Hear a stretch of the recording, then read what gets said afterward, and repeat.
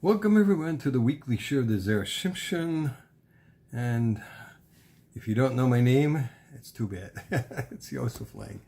I've been around for a while, Baruch Hashem. This week, today, actually is the 10th day of the Omer. It's Achrei, his son, and this Shabbos is Shabbos of Vorchim, and it's Parshas Achrei Mais, and it's also Shlisel Chala week.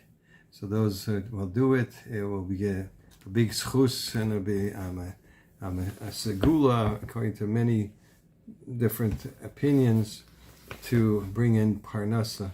And there's a long Rabbi Raphael Avitan that I sent to people. So anyway, this Parsha, Achrei Mais, is mostly talking about Yom Kippur and Tshuva. It's one of the ones we read on Yom Kippur. So anyway, so we'll find something about tshuva here. Okay, the Yetzer Hara knows our weak spots. And with this, Aaron shall come into the sanctuary with a young bull for a sin offering and a ram for a burnt offering. The Midrash in Vayikra Rabbah quotes a pasuk, "For you shall make war for yourself against the evil inclinations or strategies." That's a pasuk in Mishlei. The Midrash comments of Nasan Rav Acha said in the name of Rabbi Shimon, "If you did bundles of sins, do bundles of mitzvahs." The Midrash then goes on to prescribe what a person can do. It's interesting, it's easy to say, do bundles of mitzvahs. What does that mean? Like bundles of mitzvahs. So the Midrash then goes on to give some specific examples. For a sin with the eyes, wear tefillin between the eyes. For a sin with the tongue, teach your children Torah. For a sin with your hands, tie tefillin with your arms. For a sin with your heart, do mitzvahs with your heart. For a sin with your feet, run to do mitzvahs. Let us try and understand what the Midrash is coming to. I mean, I'm sure the list goes on and on. It's not a limited list here. So let us try and understand what the Midrash is coming to teach us. The Midrash quotes our pasuk that begins with the words, "With this shall Aaron come into the sanctuary." What does that mean? Vazais. However, the pasuk's opening words are followed by a list of exactly which korbanos Aaron should bring, which in effect renders the words with vazais, with this, it should be unnecessary. Okay? It tells him what to do. Well, the Midrash therefore explains to us that the pasuk is coming to give another message, namely, another fresh way for a person to look at the concept of doing tshuva. This concept is brought home by the pasuk in Mishlei. And Mishlei says, "For you shall make war for yourself against, quote unquote, the evil inclination strategies," which alludes to our war with the Yetzer Hara. The Midrash explained that the usage of the word bitachbulais, with strategies, is similar to the word bechavilais. It's like similar to bundles. Oh, the commentaries see the Torah, Yefei Torah in the Midrash there in the Midrash.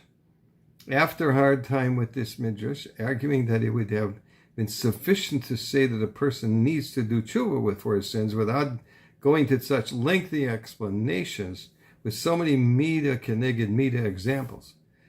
Zera Shimshon clarifies the matter by pointing out that the reason why people are born into this world is to fix something that needs fixing in the universe, or to perform a mitzvah that needs to be doing. If he doesn't accomplish what he needs to accomplish by fixing the thing that he has come to fix, then it is as if he never existed. Pretty desperate. It's very not. You don't make it feel very good to hear that. But therefore, furthermore, as Arizal says in Eitz Chaim, that the Yetzer Hara, which is constantly pushing a person to sin, focuses specifically on convincing him to do the kind of sins for which he was sent back from heaven in the first place to fix. Okay? So we're all here at least a second time, if not, who knows, 10 times, to fix the same averas. We can now grasp the depths of what the Midrash is coming to tell us.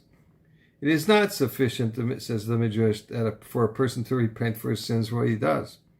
Why? Because if he manages to repent for the sin he did now, he still has to repent for the sins that he did that caused him to be sent back to earth for another round.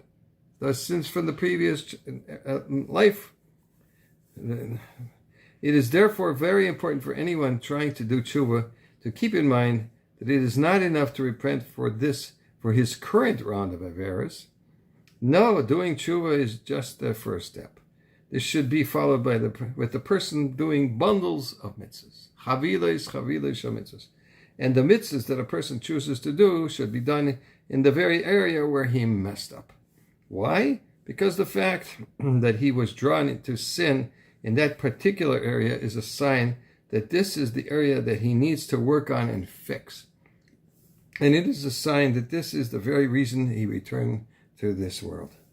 This, then, is the reason for the midrash that goes into such detail, explaining that for every sin that a person does, there is a mitzvah on the flip side that can be done to atone for his misdeeds. That's in Zera Shimshon and Parsha Achrei. I have two stories here. One is something that I heard from my Rabbi Chaim that if you have a certain tendency to want to do something, like an urge, like from the Yetzer Hara, that's a siman that's your tikkun. Okay? And similarly, if you have a certain penchant, the Gemara says this, to want to do certain mitzvahs, that's an indication that that's the mitzvah that you need. That's a sign from heaven that that's the mitzvah you need to correct. So, for example, if you have trouble putting on tefillin, let's say, some beispiel, then you have to be very careful about putting on tefillin and make sure they're absolutely 100% kosher, and there's no chashash that it's not kosher at all. You got to be 100%. And maybe even putting on Rabbeinu Times also. Okay, and then the other thing I heard, but Rabbi Tversky, his Shlita, so Lange is benched. Okay, he said like this. He was giving a lecture once to a group of people, and there was not some from people, and they said, well, Rabbi, do Jews really believe in reincarnation? Sounded like a Eastern culture thing that the Buddhists or something have. And he said, now, no matter what you say, you're wrong, right? So he found a middle line answer. He said, oh, it's very interesting. I don't know, he said, 100%, but I couldn't have gotten this far behind in my life in one city, in one reincarnation. So he was certain that he got so far behind because he was not here for the first time. But anyway, have a wonderful Shabbos, and should be parnasa b'ravach for the shlisel chala and all the other things that can be mekayim for this shefa bracha v'hatzlacha in this week's Shabbos. Kol tov.